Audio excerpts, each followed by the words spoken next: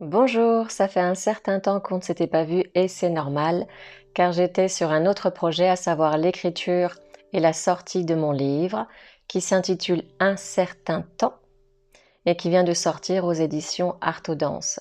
C'est un conte philosophique, un roman initiatique qui parle du temps, de la vie, de la mort et qui rend hommage au passage à l'un des plus anciens récits de l'humanité, l'épopée de Gilgamesh, écrit sur des tablettes d'argile.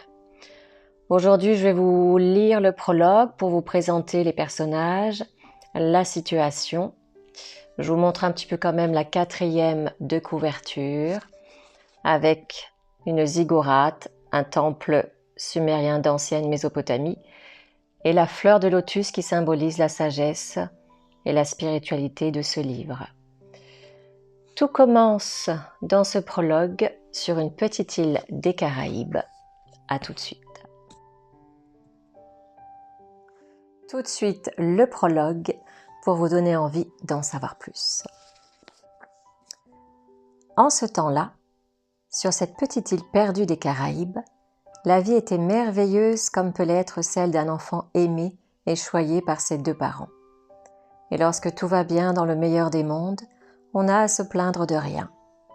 Oscar vivait au jour le jour, heureux de se lever pour aller jouer à l'école et ravi de se coucher au son de la harpe de sa mère qui l'aidait à trouver le sommeil.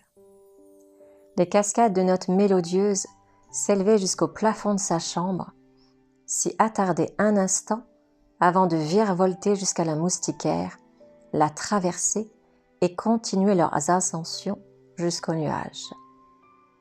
Le sommeil d'Oscar se mêlait alors à ces sonorités pour créer des rêves remplis d'aventures sur fond musical. Et quant au petit matin, elle le réveillait tendrement. Ils aimaient prendre leur petit déjeuner, ensemble, sur la terrasse qui faisait face au jardin, encore baignée des senteurs de jasmin. Savourant leurs tartines de pain croustillant, ils admiraient le ballet des colibris et des sucriers se chamaillant autour de l'abreuvoir. Mais ça, c'était avant la disparition d'Aliéna, avant qu'elle n'embarque dans le Cessna Grand Caravane C208B pour rejoindre ses collègues du San Juan Symphonique pour un énième concert. Pour des raisons inexpliquées, l'avion avait disparu en pleine mer et aucun corps n'avait été retrouvé. Oscar était alors âgé de 5 ans. Le conte de fées était terminé pour lui et pour son père, qui se retrouvait dès lors désespérément seul. Les années avaient passé, mais la douleur était restée. Pire, elle s'était aggravée depuis l'arrivée de Rosemonde Boisdebout, la nouvelle belle-mère d'Oscar. Cela faisait 3 ans que son père vivait avec cette femme débarquée, dont ne savait où. Ce qui était certain, c'était qu'elle avait fait du chemin depuis son arrivée sur l'île. Il ne s'était pas écoulé une semaine depuis que son pied avait touché le tarmac de l'aéroport, qu'elle avait déjà son entrée dans les endroits à la mode.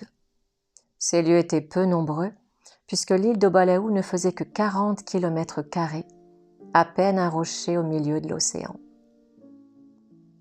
Peu bavarde sur sa vie d'avant, elle n'était venue que pour une chose, tenter sa chance sur cette île en se mariant avec une personne influente et devenir enfin une personne respectable.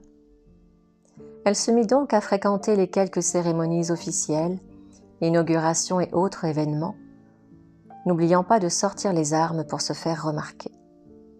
Poitrine outrancière, couleur de cheveux tape à l'œil et une langue bien pendue sur tous les sujets de discussion proposés.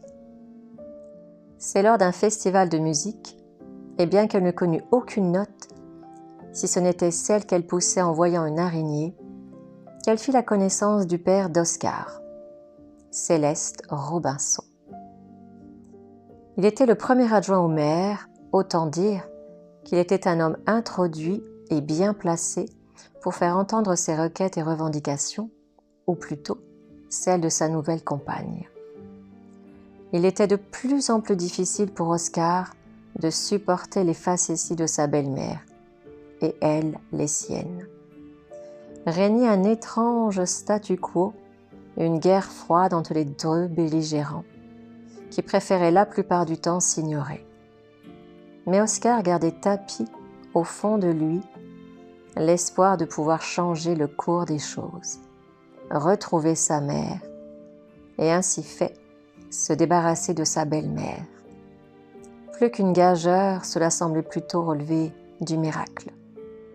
Néanmoins, dans la vie, on ne doit jamais sous-estimer la ténacité d'un individu ou l'aide inespérée qu'on n'attendait plus.